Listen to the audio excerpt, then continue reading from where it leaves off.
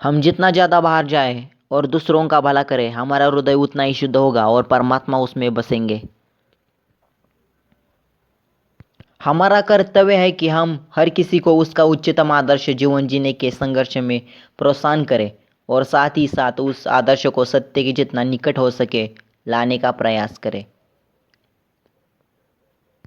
जब कोई विचार अनन्य रूप से मस्तिष्क पर अधिकार कर लेता है, तब वो वास्तविक भौतिक या मानसिक अवस्था में परिवर्तित हो जाता है। तुम्हें अंदर से बाहर की तरफ विकसित होना है। कोई तुम्हें पढ़ा नहीं सकता, कोई तुम्हें आध्यात्मिक नहीं बना सकता, तुम्हारे आत्मा के अलावा कोई और गुरु नहीं है।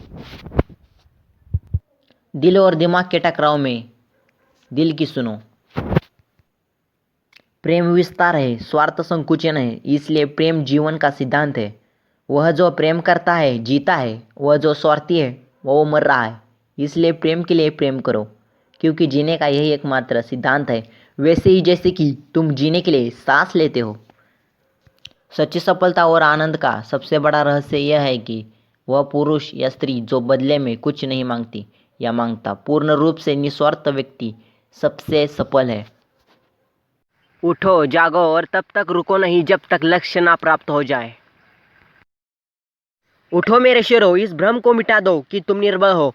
तुम एक अमरात्मा हो, स्वच्छंद जीव हो, धन्य हो, सनातन हो। तुम तत्व नहीं हो, ना ही शरीर हो। तत्व तुम्हारा सेवक है, तुम तत्व के सेवक नहीं हो। ब्रह्मांड की सारी शक्तियाँ पहले से ही हमारी है। वो हम ही है जो अपने आंखों पर हाथ रख लेते हैं और फिर रोते हुए कहते हैं कि कितना अंधकार है। जिस तरह से विभिन्न स्रोतों से उत्पन्न धाराएं अपना जल समुद्र में मिला देती है, उसी प्रकार मनुष्य द्वारा चुना हर मार्ग, चाहे अच्छा हो या बुरा, भगवान तक जाता है। कभी मत सोचिए कि आत्मा के लिए कुछ असंभव है। ऐसा सोचना सबसे बड़ा विधर्म है। अगर कोई पाप है तो वो यही है, ये कहना कि तुम निर्बल हो या अन्य निर्बल है। किसी की निंदा ना करें। अगर आप मदद के लिए हाथ बढ़ा सकते हैं तो ज़रूर बढ़ाएं। अगर नहीं बढ़ा सकते तो अपने हाथ जोड़िए, अपने भाई को आशीर्वाद दीजिए और उन्हें उनके मार्ग पे जाने दीजिए। अगर धन दूसरों की भलाई करने में मदद करे तो इसका कुछ मूल्य है, अन्यथा ये सिर्फ बुराई का एक ढेर है और इससे जितना जल्दी छुटकारा मिल जाए उतना बेहतर है। किसी की निंदा ना करें। अगर आप मदद के लिए हाथ बढ़ा सकते हैं तो ज़रूर बढ़ाएं। अगर नहीं बढ़ा सकते तो अपने हाथ जोड़िए, अपने भाई को आशीर्वाद दीजिए और उन्हें उनके मार्ग पे जाने दीजिए। हम वो है जो हमें हमारी सोच ने बनाया है, इसलिए इस बात का ध्यान रखिए कि आप क्या सोचते हैं। शब्द गौण हैं, विचार रहते हैं, वे दूर तक यात्रा करते हैं। उस व्यक्ति ने अमृतत्व प्राप्त कर लिया है जो किसी सांसारिक वस्तु से व्याकुल नहीं होता। जब तक आप खुद पे विश्वास नहीं करते तब तक आप भगवान पे विश्वास नहीं कर सकते। विश्व एक व्यायामशाला है जहाँ हम खुद को मजबूत बनाने के लिए आते हैं। स्वामी विवेकानंद का जन्म 12 जनवरी 1863 को हुआ था। मृत्यु 4 जुलाई 1902 को। वेदांत के विख्यात और प्रभावशाली आध्यात्मिक गुरु थे स्वामी विवेकानंद। उनका वास्तविक नाम नरेंद्र नाथ दत्त था। उन्होंने अमेरिका स्थित शिकागो में सन 1893 में आयोजित विश्व धर्म महासभा में भारत की ओर से सनातन धर्म का प्रतिनिधित्व किया था।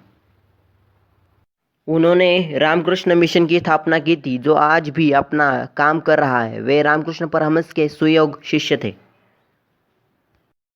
उन्हें प्रमुख रूप से उनके भाषण की शुरुआत मेरे अमेरिकी भाई और बहनों के साथ करने के लिए जाना जाता है। उनके संबोधन के इस प्रथम वाक्य ने सबका दिल जीत लिया। Swami Vivekananda real photos. Swami Vivekananda Chicago pitch. Swami Vivekananda ने 11 सितंबर 1893 को शिकागो अमेरिका में हुए विश्व धर्म सम्मेलन में बेहद चर्चित भाषण दिया था। विवेकानंद का जब भी जिक्र आता है उनके इस भाषण की चर्चा ज़रूर होती है। विवेकानंद का यह विश्व प्रसिद्ध भाषण आज हम आपको सुनाने वाले हैं। अमेरिका के बहनों और भाइयों, आपके इस स्नेहपूर्ण और जोरदार स्वागत से मेरा हृदय अपार हर्ष से भर गया है।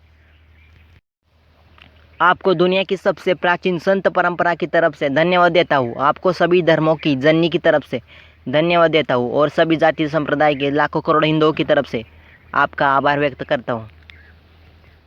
मेरा धन्यवाद कुछ उन वक्ताओं को भी जिन्होंने इस मंच से यह कहा कि दुनिया में सहनशीलता का विचार सुदूर पूर्व के देशों से निकला है। मुझे गर्व है कि मैं एक ऐसे धर्म से हूँ जिसने दुनिया को सहनशीलता और सभी को स्वीकारने का पाठ पढ़ाया है।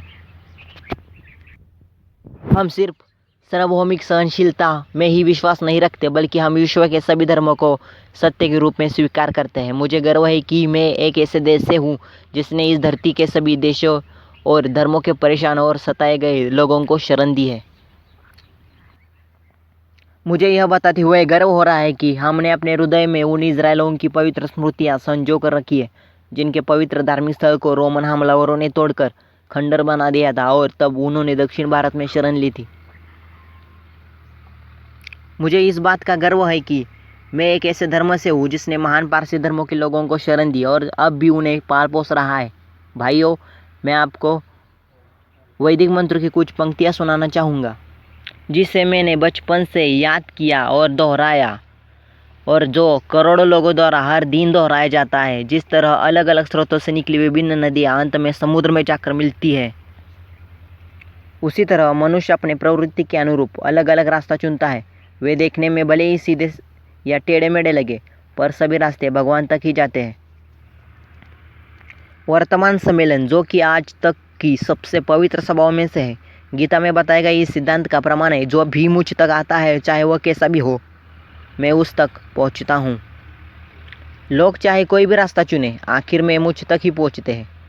सांप्रदायिकता, कट्टरता और हठधर्मिता लंबे समय से इस सुंदर धरती को अपने शिकंजे में जकड़े हुए हैं। इन्होंने धरती को हिंसा से भर दिया है। कितनी बार ही यह धरती खून से लाल हुई है। कितनी ही सभ्यताओं का विनाश हुआ है और न जाने कितने देश नष्ट हुए हैं। अगर ये भयानक राक्षस नहीं होते तो आज मानव समाज कहीं ज़्यादा उन्नत होता, लेकिन अब उनका समय पूरा हो चुका है। मुझे पूरी उम्मीद है कि आज इस सम्मेलन का शंखनाद सभी हठधर्मिताओं, हर तरह के दुखों और सभी मनुष्य के बीच की दुर्भावनाओं का विनाश करेगा। तो दोस्तों, यह था स्वामी विवेकानंद का चिकागो स्पीच। अगर वीडियो अच्छा लगा हो तो like, share, subscribe. Thank you.